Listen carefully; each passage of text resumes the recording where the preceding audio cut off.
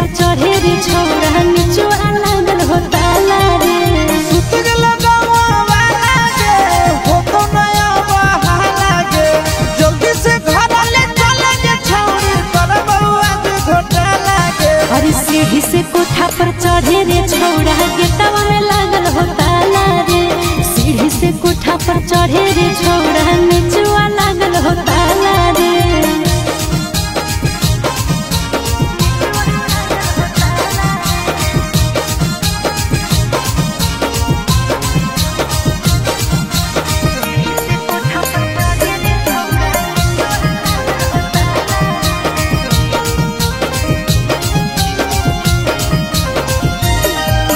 सुतल हो मैया की जागल हो छौड़ी चुमा लियल मन पागल हो छौड़ी।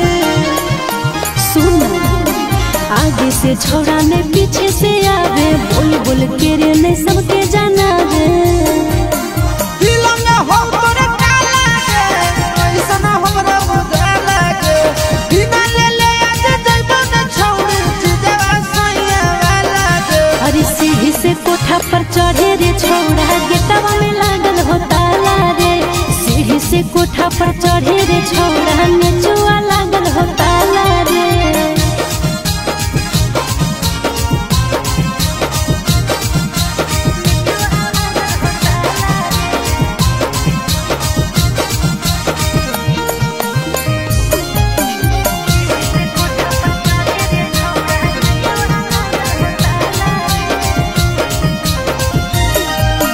कैसे के ऊपर आयो दू ताला पर देख ले तो कोई कहत तो हल्ला कर। किस लिए के होता रिक्स ले ले छौड़ा ले ले ही नथिया जे गिफ्ट दे ले छौड़ा। बोलो तोरा चिट्टू ना जागे खोले जल्दी दादा भागे जइतो नया जाया से तोरा ले ले बिना जागे। अरे सीढ़ी से कोठा पर चढ़े रे छौड़ा गेटवा में लागल हो ताला रे। सीढ़ी से कोठा पर चढ़े रे छौड़ा